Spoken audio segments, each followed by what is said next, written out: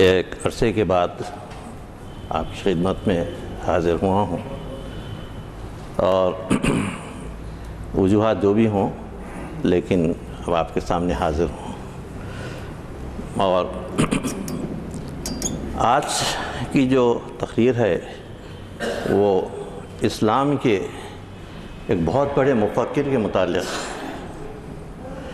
اور اسلام کا ایسا مفکر جس کو سارے فرقے اپنا سمجھتے ہیں، اور اس کی وجہ سے ظاہر ہوتا ہے کہ اسلام میں جو نام نہاد اختلاف کہا جاتا ہے وہ اصول کی بنا پر نہیں ہے، وہ سب فروعات کی بنا پر ہیں۔ لیکن آپ فلسفہ، منطق، کلام، ان کا جائزہ لیں تو اس میں فرقوں کی کوئی حد بندی نہیں ہے۔ تو آج کا موضوع امام غزالی کے متعلق، اب یہاں امام کا جو لفظ استعمال کیا گیا ہے، امام کے مختلف معنی ہوتے ہیں۔ امام جو ہے پیش امام بھی ہوتا ہے، قائد کو بھی امام کہتے ہیں۔ تو اپنے مضمون کا جو منتہی ہوتا ہے، جو سمجھیے کہ پی ایچ ڈی اور اس کے ہائر، اس منتہی کو امام کہتے تھے۔ تو اس طریقے سے امام فقہ کے بھی تھے، کلام کے بھی تھے، اور مختلف عنوانات کے تحت مختلف مضامین کے امام ہوا کرتے تھے۔ تو امام غزالی ایک ایسی شخصیت ہے جو کئی علوم پر حاوی تھی، اور ان کا کنٹریبیوشن پڑھنے کے بعد میں نے کافی تفصیل سے ان کا مطالعہ کیا ہے۔ کہتا ہے کہ بھئی اتنے مضامین جو ہے ایک شخص کیسے لکھ سکتا ہے، اور اتنا وسیع جو ہے اس کا جو لینڈسکیپ ہے وہ کیسے بن سکتا ہے۔ تو امام غزالی کا تعارف آپ کے سامنے کراؤں پہلے، اس کے بعد پھر ان کے جو کنٹریبیوشنز ہیں اس کے متعلق جو میں آپ کے ایک کے بعد ایک وقت کے لحاظ سے پیش کروں گا۔ وقت میں اتنی گنجائش نہیں ہے کہ میں تفصیل سے جو ہے ایک ایک چیز آپ کے سامنے بیان کر سکوں، لیکن جتنا ممکن ہو سکے آپ کے سامنے بیان کرنے کی کوشش کروں گا۔ تو امام غزالی سن 1058 میں پیدا ہوئے، عیسوی میں 1058 عیسوی، ہجری نہیں، 1058 عیسوی میں پیدا ہوئے، اور شہر طوس میں پیدا ہوئے۔ وہ جو اب خراسان کہلاتا ہے، وہ جو مشہد کہلاتا ہے، وہ وہاں پر یہ طوسی تھے، طوس میں پیدا ہوئے، اور ابتدائی تعلیم انہوں نے وہیں حاصل کی۔ اور زمانے میں ابتدائی تعلیم شروع ہوتی تھی فقہ کی تعلیم سے، فقہ، اسلامی فقہ۔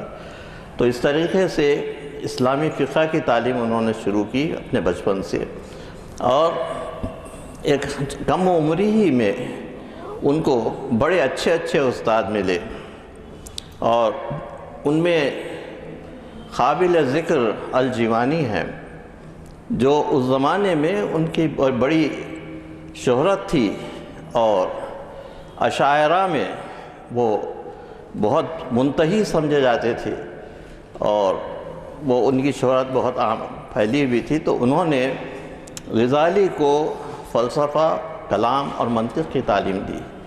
اس طریقے سے غزالی کا جو بیک گراؤنڈ ہے فلسفہ، منطق اور کلام میں، وہ الجوانی کا مرہون منت ہے، جس کا انہوں نے ذکر بھی کیا ہے۔ تو اتنے بڑے بڑے، اچھا یہ آپ لوگوں کے لیے جو اس سے واقف نہیں ہے کہ اشاعرہ کیا چیز ہے، تو یہ اشاعرہ اور معتزلہ کلام کے دو مختلف شاخیں ہیں۔ یہ فقہ کا نہیں ہے، یہ کلام کے اشاعرہ اور معتزلہ، اور ان کے جو تھوڑے بہت ڈفرینس ہیں، جیسا توحید کے متعلق دونوں کے نظریات جو ہے الگ الگ ہیں اس طریقے سے، لیکن کوئی چیز، بہت سی چیزیں اس میں کامن ہیں، بہت سی چیزیں مختلف ہیں اس میں اور ڈفرینٹ ہیں، اس میں اس کی تفصیل میں جانا نہیں چاہتا۔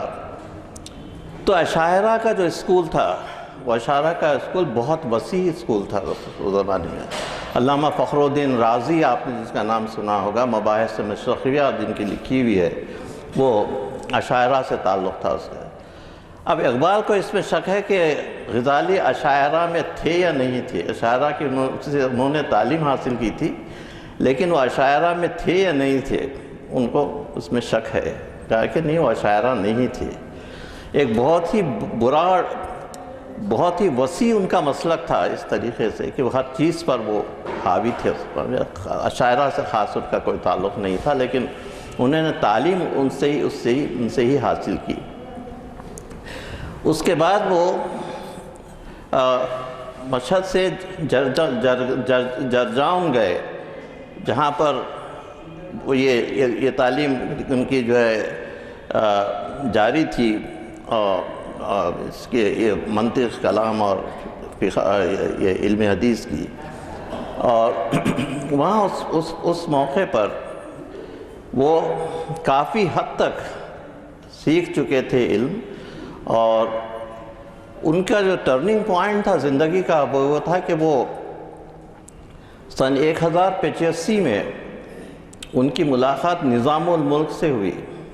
یہ نظام الملک سلجوقی وزیر تھے، سلجوقی بادشاہت تھے اس زمانے میں، تو یہ سلجوقی وزیر تھے نظام الملک، اور یہ مختلف مدرسے قائم کرتے تھے، نظامیہ جس کا نام، ہمارے پاس ہی مدرسہ نظامیہ ہے جو اسلامی علوم کی تعلیم دیتا ہے، تو میں سمجھتا ہوں اسی کا نام تھا نظامیہ۔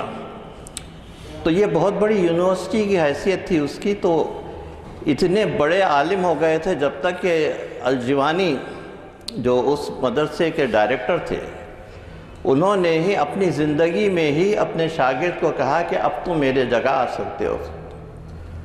تو اس طریقے سے 1085 میں وہ بغداد میں نظامیہ کے صدر مقرر ہوئے، اور تعلیم و تدریس کا سلسلہ تقریباً 10 سال تک چلتا رہا۔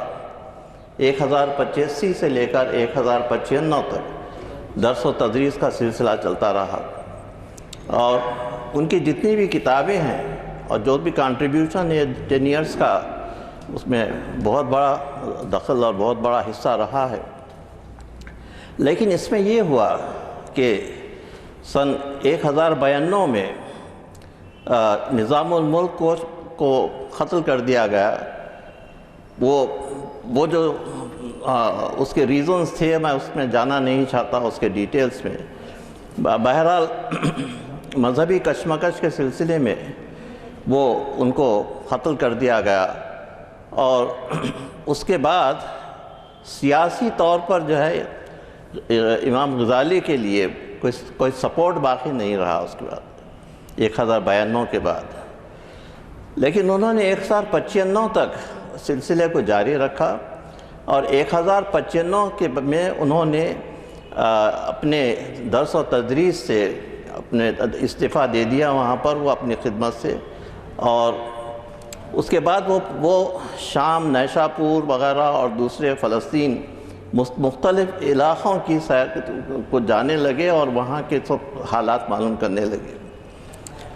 اس کے علاوہ ایک اور تبدیلی جو ہوئی ان میں وہ یہ تھی کہ سن 1093 اور 94 میں انہوں نے تصوف سے رابطہ اختیار کیا، اور تصوف کے متعلق معلومات حاصل کرنے لگے۔ تو یہ تقریباً کیریئر کا آخری حصہ تھا کہ وہ تصوف میں وہ دلچسپی لینے لگے۔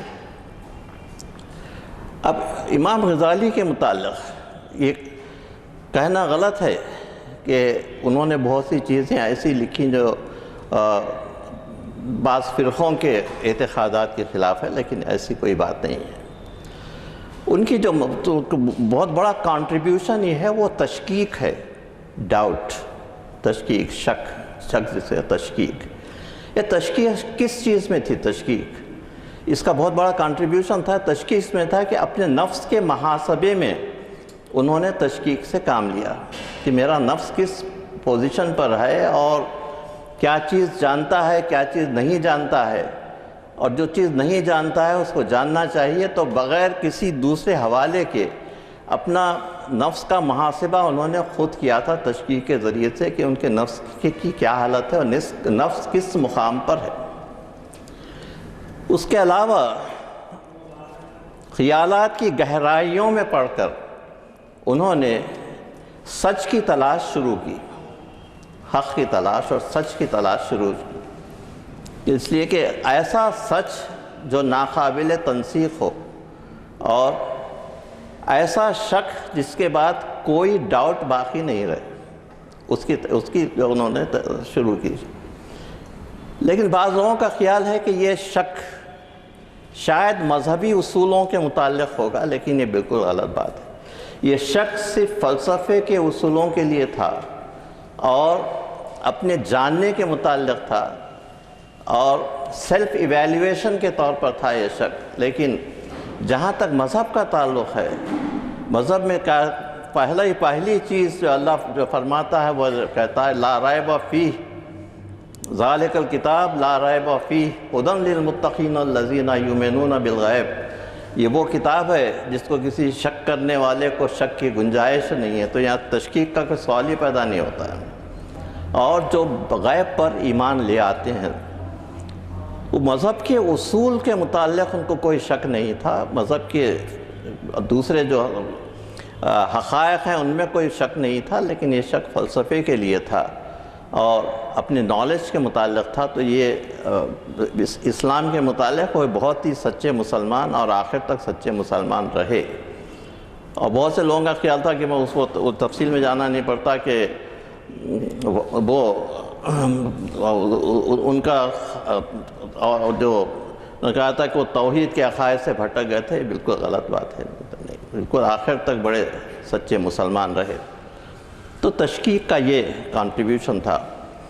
اس کے بعد انہوں نے کہا کہ یہ نفس کے محاسبے کے بعد بیرونی طور پر انہوں نے علم حاصل کیا، مختلف مذاہب کا بہت ہی تنقیدی مطالعہ، کریٹیکل ایویلیویشن آف ریلیجن، تنقیدی مطالعہ کیا، اور اس تنقیدی مطالعے کے بعد اس نتیجے پر پہنچے کہ لوگ جو عقائد کی پابندی کرتے ہیں وہ عقائد کی پابندی بغیر سوچے سمجھے کرتے ہیں، اور ان میں جو باتیں پیدا ہو جاتی ہیں وہ مذہب کے ناواقفیت کا نتیجہ ہے، اور مذہب کو سوچ سمجھ کر اختیار کرنا چاہیے۔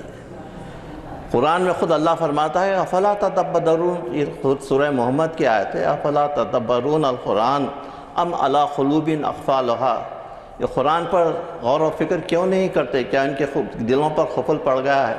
تو قرآن میں خود حکم ہے کہ لوگ غور و خوض کریں۔